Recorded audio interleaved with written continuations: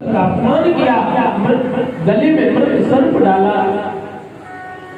7 दिन के अंदर मरने का श्राप दिया। यदि आप संत ब्राह्मण का अपमान करोगे, जीवन में दुख भोगना पड़ेगा।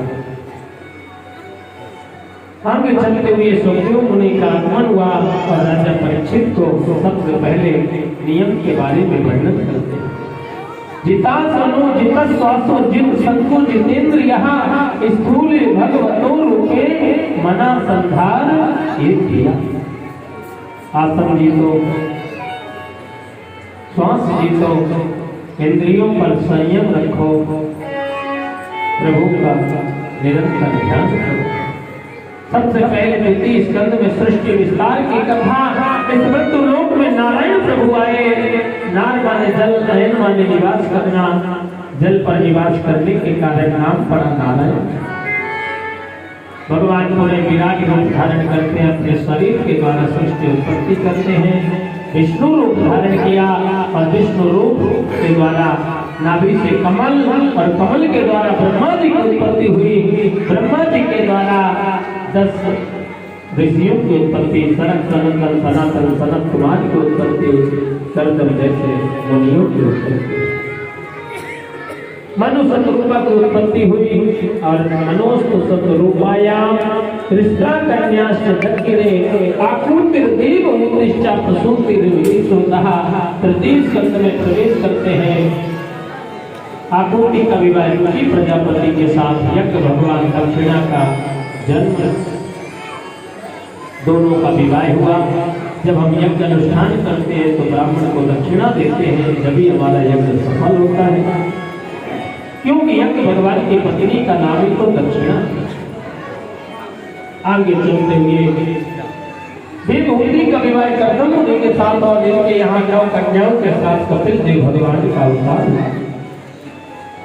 चतुर्थ स्कंद में प्रवेश करते हैं और सती चरित्र की कथा। माता सती अपने देह को त्याग देती है। भोलेनाथ के लिए कोई स्थान नहीं दिया गया। आगे चलते हुए पंचम स्कंद में प्रवेश करते हैं और पंचम स्कंद में प्रवेश करने के बाद 28 नरकों के बारे में वर्णन करते हैं। नरक में वो व्यक्ति जाता है जो भगवान से द्वेष करता है, भगवान की निंदा करता है, झूठ बोलता है, मदिरा पान करता है, मांस भक्षण करता है, वो व्यक्ति नरक ले जाता है।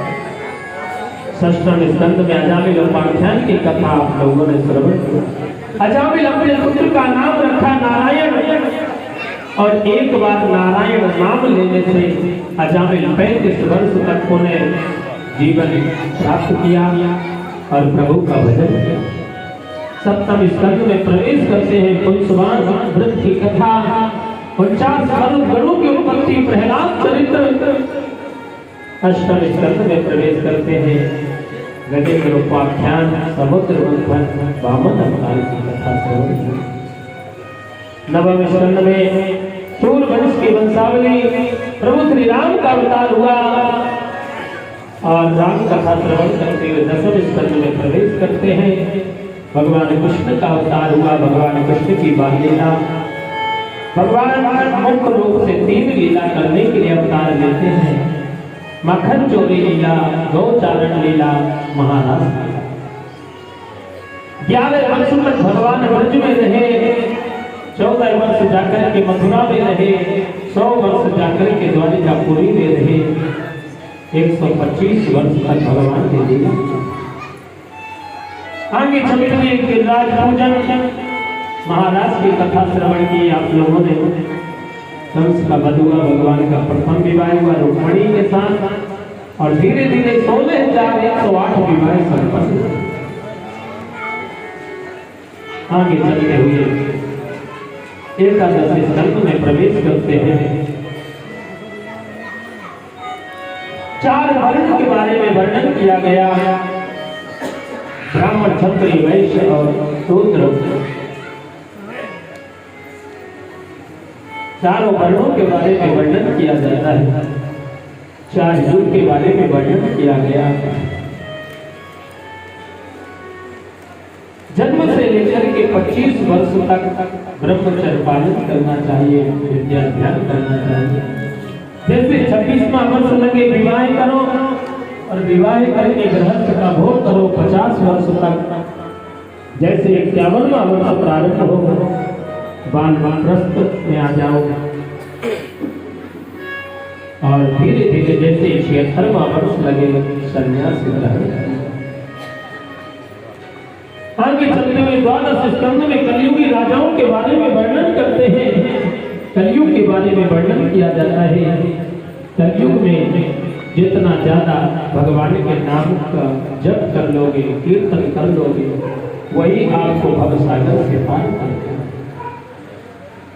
इस प्रकार से कलयुगी राजाओं के बारे में वर्णन करते हुए श्री सुखदेव मुनि राजा परीक्षित से कहते, राजन आज 7वां दिवस पूर्ण हो रहा है और तक्षक सर्प आने वाला है। राजा परीक्षित भागवत की कथा श्रवण किए तो उनकी मृत्यु हो ही कैसे सकती है, वो तो अमरत्व को प्राप्त कर गए, भगवान की गति को प्राप्त कर गए। जैसे ही राजा परीक्षित सुखदेव मुनि की विदाई करते, पूजन करते हैं, पूजन करने के बाद तक्षक सर्प आया। राजा परीक्षित तो भगवान की गति को प्राप्त कर लिए, तक्षक सर्प आया। जन्मेजय के द्वारा बड़े बड़े वैद्य लगाए गए कि तक्षक प्रवेश ही न कर पाए।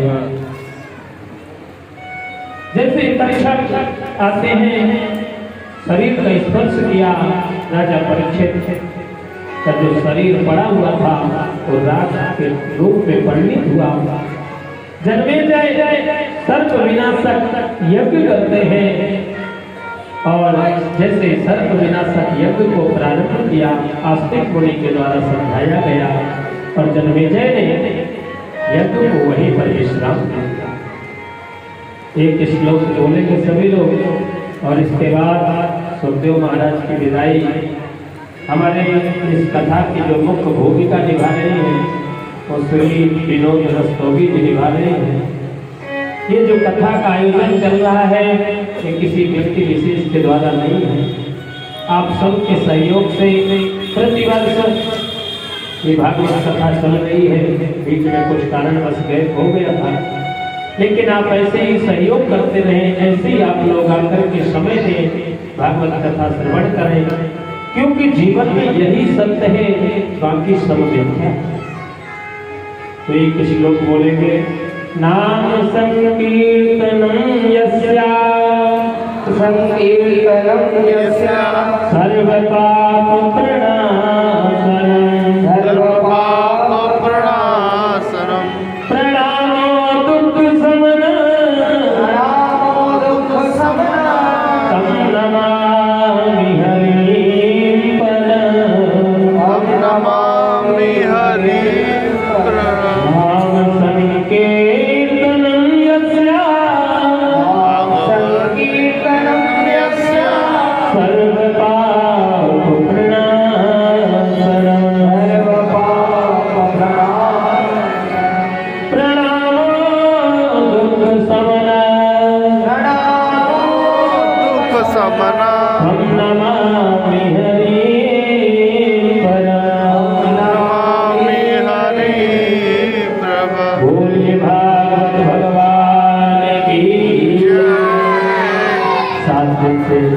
सभी लोग भागवत रूपी ज्ञान गंगा में गोता लगा रहे हैं।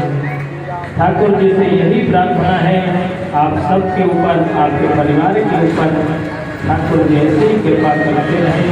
आप सब भगवान से प्रेम करते रहें, भगवान की कथा से प्रेम करते रहें और जो आप लोगों ने 7 दिन तक कथा श्रवण की अपने जीवन में जरूर उतारें और उसका मनन करें। कि भागवत कथा का आयोजन जो चल रहा है, रामलीला समिति जो है ये तो आपकी सेवा है, ये आपकी सेवा करने के लिए समिति बनी हुई है और आप सबके बल पे ही तो ये समिति कार्यक्रम को प्रारंभ करती है। यदि आप लोगों का सहयोग न हो तो रामलीला समिति में सामर्थ्य कहाँ है। तो आप सबकी सेवा के लिए ही ये समिति लगी हुई है निरंतर। और मैंने रामलीला समिति तो बहुत देखी, लेकिन जो कमालपुर की रामलीला समिति है इससे कोई प्रशंसा नहीं है। इसकी जितनी प्रशंसा की जाए उतनी ही कम है।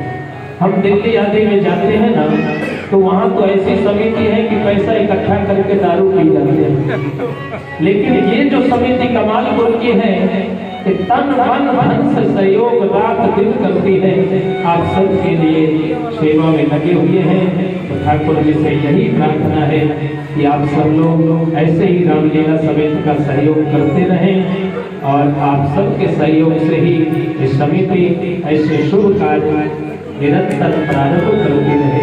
आप सबके ऊपर ठाकुर जी की बहुत बहुत कृपा बनी रहे।